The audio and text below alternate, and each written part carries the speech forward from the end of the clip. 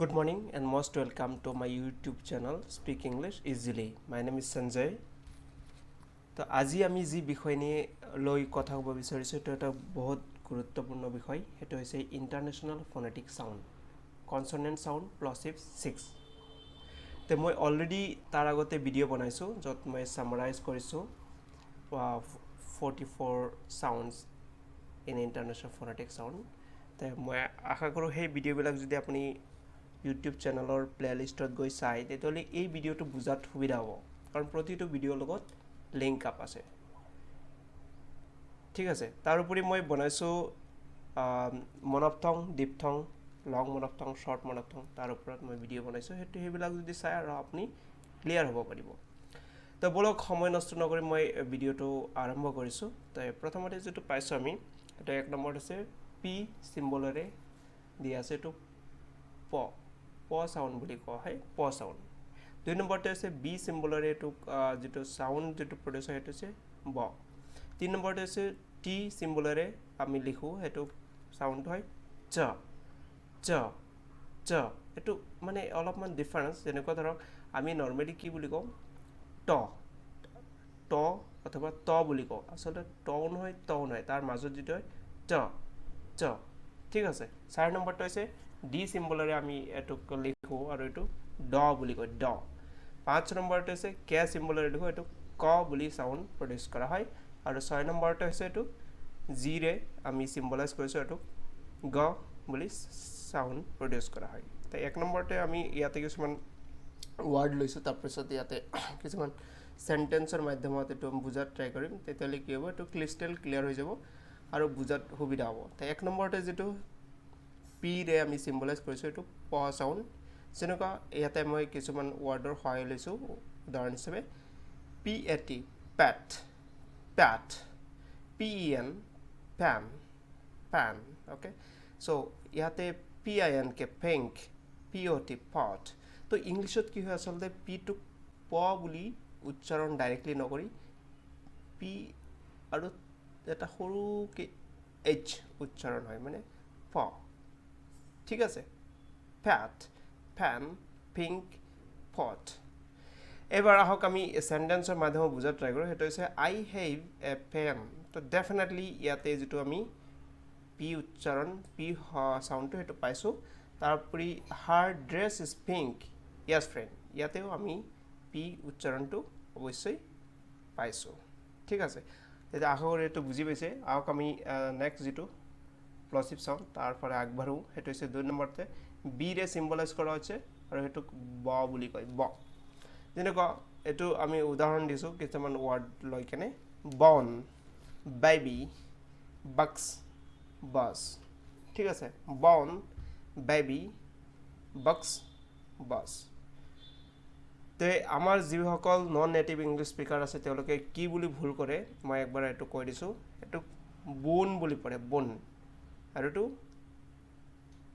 baby বুলি কয় ঠিক আছে এটো বক্স বুলি কয় এটো বাস বুলি কয় আসলে ভুল উচ্চাৰণ হয় আমি কেনেকৈ ক'ব লাগে মই আকৌ কৰিছো ধ্যান দি কেনে যদি আপুনি শুনে তাহলে ক্লিয়াৰ হৈ যাব এটো হয় বি ও এন ই বন এটো হয় B A B Y baby এটো হয় বক্স এটো হয় বাস এটো আমি যেটো ইউ উচ্চাৰণ ইয়াতে ইউটোক আমি কি বুলি উচ্চাৰণ কৰিছো প্ৰেছাৰাইজ অ সাউন্ড যেটো আমি শৰ্ট মনপথঙৰ পাইছিলো যেটো প্ৰথম যেটো হৈছিল হেতু অ সাউন্ড ঠিক আছে এবাৰ হক আমি সেন্টেন্সৰ মাধ্যমত বুজা ট্ৰাই কৰো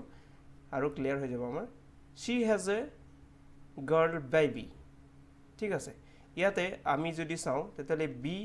যেটো বেবি ইয়াতে দুটা বি আমাৰ পাইছো আৰু দুটা বি আমাৰ বি উচ্চাৰণ কৰিছে তাৰ পিছতে the box is very big yes friend ইয়াতেও আমাৰ যেটো বক্স শব্দটো তাতে আমাৰ বি উচ্চাৰণ হৈছে আৰু বিগ যেটো ইয়াতে আমাৰ বি উচ্চাৰণ হৈছে এবাৰ হক আমি 3 নম্বৰ যেটো প্লসিভ সাউন্ড তাৰ পৰা আগবাঢ়ো হেতু হৈছে ট ট ট ট ঠিক আছে এবাৰ হক আমি ওয়াৰ্ডৰ ফালে চাও টাইগাৰ টয় টট টেনি যিসকল আমাৰ নন নেটিভ ইংলিছ স্পিকাৰ আছে তেওঁলোকে এইটো ভুল বুলি কেনেকৈ উচ্চাৰণ কৰে মই একবাৰ কৈ দিছোঁ আপোনাৰ এইটো ক্লিয়াৰ হৈ যাব ডিফাৰেঞ্চটো চালে টাইগাৰ টয় টাউট টিনি আচলতে ভুল উচ্চাৰণ এইটো কেনেকৈ হ'ব লাগে মই কৈ দিছোঁ টাইগাৰ কাৰণ আৰ যিসকল ৱৰ্ডৰ শেষত থাকে এইটো উচ্চাৰণ নহয় আৰটো চাইলেণ্ট থাকে হয়নে গতিকে এইটো কি হ'ব টাইগাৰ টু টিটো কি ট ট মানে অলৰেডি মই কৈছোঁ ট ট টাইগাৰ অ'কে টয় টয় টট টিনি ঠিক আছে ইয়াতে আমি চেণ্টেন্সৰ মাধ্যমত চালে সেইটো আৰু ক্লিয়াৰ হৈ যাব যেনেকুৱা I have a 10 rupees note yes friend ইয়াতে যিটো 10 কৈছোঁ শব্দটো উচ্চাৰণ কৰিছোঁ ইয়াতে ডেফিনেটলি টি যিটো ট সেইটো আমাৰ উচ্চাৰণ হৈছে তাৰপিছত নট ইয়াতেও নট শব্দটো কোৱাৰ লগে লগে আমাৰ ইয়াতে টি শব্দটো উচ্চাৰণ হৈছে শ্বি হেজ এ টয় ইয়াতেও কিন্তু টয় শব্দটো কোৱাৰ লগে লগে ডেফিনেটলি ট শব্দটো উচ্চাৰণ হৈছে হয়নে এতিয়া আশা কৰোঁ এইটো বুজি পাইছে আহক আমি নেক্সট যিটো সেইটো চাওঁ সেইটো হৈছে নম্বৰ 4 ডি চিম্বলেৰে এইটোক চিম্বলাইজ কৰা হৈছে আৰু এইটোক আমি কি বুলি কৈছোঁ ড ইয়াতে যিটো আমি ডিৰে চিম্বলাইজ কৰিছোঁ এইটোক ড বুলি কৈছে ড যেনেকুৱা আমি ইয়াতে কিছুমান 4টামান শব্দ লৈ উদাহৰণ দি বুজাব চেষ্টা কৰিছোঁ যেনেকুৱা ধৰক ইয়াতে যিটো আছে ডি অ জি এইটোক কি বুলি কয় dog dog D A D dad dad এইটো কি বুলি কয় D O' double L doll doll demand demand হয়নে তে আচলতে আমাৰ যিবিলাক নন নেটিভ ইংলিছ স্পিকাৰ আছে তেওঁলোকে ভুল কৰি কেনেকৈ উচ্চাৰণ কৰে মই একবাৰ কৈ দিছোঁ এইটো কৈ D O' G dog D A D dad D O' double L doll D E M A N D demand আচলতে ভুল আচলতে আমি যিটো সঠিক উচ্চাৰণ সেইটো মই আকৌ কৰিছোঁ D O' G dog D A D dad D O' double L doll D E M N D demand ঠিক আছে আহক আমি চেণ্টেন্সৰ মাধ্যমেৰে বুজাত ট্ৰাই কৰোঁ she has a donkey yes friend ইয়াতে আমি ডি উচ্চাৰণটো পাইছোঁ অৱশ্যই the dog is dirty yes friend ইয়াতে ডগ উচ্চাৰণ কৰাৰ লগে লগে আমাৰ ডি চাউণ্ডটো আহিছে আৰু ডাৰ্টি বুলি কোৱাৰ লগে লগে ডি উচ্চাৰণটো ইয়াতে আমি ক্লিয়াৰভাৱে বুজি পাইছোঁ এবাৰ হওক 5 নম্বৰ যিটো প্লচিভ চাউণ্ড সেইফালে আগবাঢ়ো আমি ইয়াতে কে স্মল কেৰে চিম্বলাইজ কৰা হৈছে আৰু এইটোক ক বুলি কৈছোঁ আমি হয়নে যেনেকুৱা ধৰক ইয়াতে আমি কিছুমান উদাহৰণ লৈছোঁ ৱৰ্ডৰ সেইটো হৈছে কাইট কিড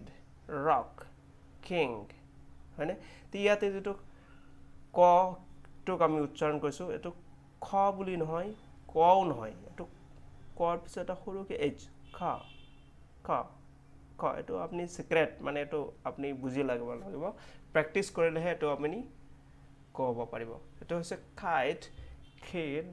ৰক কিং হয়নে আমাৰ যিসকল নন নেটিভ ইংলিছ স্পিকাৰ আছে তেওঁলোকে কিন্তু এইটো কেনেকৈ পঢ়িছে মই ভুল কৰি সেইটো মই কৈছোঁ এইটো হৈছে কিছুমানে কিড বুলি কৈছে কিছুমানে এইটো কাইট বুলি কৈছে কিছুমানে এইটো কে আই ডি এইটো কিড বুলি কৈছে আৰু কিছুমানে আৰ অ' চি কে ৰোগ বুলি কৈছে ৰোগ হয়নে কে আই এন জি এইটো কিছুমানে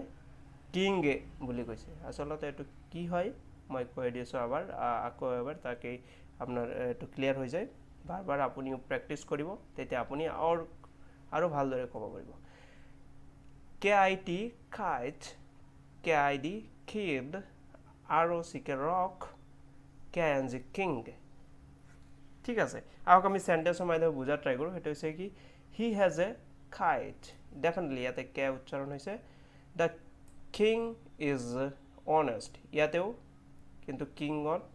কে ক শব্দটো উচ্চাৰণ হৈছে হয়নে আহক আমি আগৰ এবাৰ আমি যেটো দেখা পাইছোঁ ইণ্টাৰনেশ্যনেল ফনেটিক চাউণ্ড কনসনেণ্ট চাউণ্ড প্লচিভ 6ৰ আমাৰ শেষ যেটো লাষ্ট আমাৰ চাউণ্ড সেইটো হৈছে 6 নম্বৰ আৰু এইটো জি স্মল জিৰে চিম্বলাইজ কৰা হৈছে আৰু এইটো গ বুলি উচ্চাৰণ কৰিছোঁ আমি যেনেকৈ ইয়াতে কিছুমান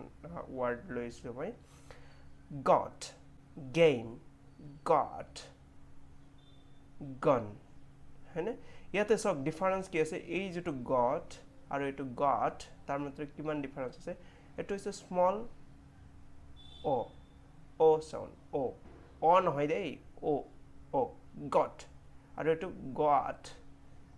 আটা সৰুকে আহিছে got ঠিক আছে এটো ডিফাৰেন্স তো এবাৰ আমি চাও ইয়াতেও কিন্তু জি টু আমাৰ ক্লিয়ারলি দেখাও শুনিব পাইছো আমি got game got gone ঠিক আছে আহক আমি ইয়াতে সেন্টেন্সৰ সহায়ত এটো বুজাৰ চেষ্টা কৰো he got the point তো ডেফিনেটলি ইয়াতে got বুলি কোৱাৰ লগে লগে আমাৰ জি শব্দটো উচ্চাৰণ আহিছে তাৰ পিছত আমি যেটো দেখা পাইছো হেটো হৈছে we are playing a game ইয়াতেও আমি কিন্তু we are playing a game বুলি কোৱাৰ লগে লগে কিন্তু ইয়াতে যেটা গেম শব্দটো ইয়াতে গ উচ্চাৰণ হৈছে ঠিক আছে মই ইয়াতে আকৌ কৈ দি আছো যেতে ইয়াতে গেম বুলি কোৱাৰ লগে লগে গ শব্দটো উচ্চাৰণ হৈছে তো মই আশা কৰিছো আপোনালোকে হয়তো এটা বুজি পাইছে তাই একবাৰ হলত চালে যদি এটা বুজি নাপায় আপুনি বাৰবাৰ চাব যেতিয়ালৈকে আপুনি ক্লিয়াৰলি বুজিব নোৱাৰে আৰু এটো যিমান বাৰ পাৰে হিমান বাৰ প্ৰেক্টিস কৰিব তেতিয়ালে আপোনাৰ কি হ'ব ইমান ভালদৰে আপুনি প্ৰনাউন্স কৰিব পাৰিব আসলে ইংলিশ যেটো হয় হেটো মাথো জানিলেই নহয় হেটো প্ৰনাউন্স শুদ্ধকৈ কৰিলেহে আমি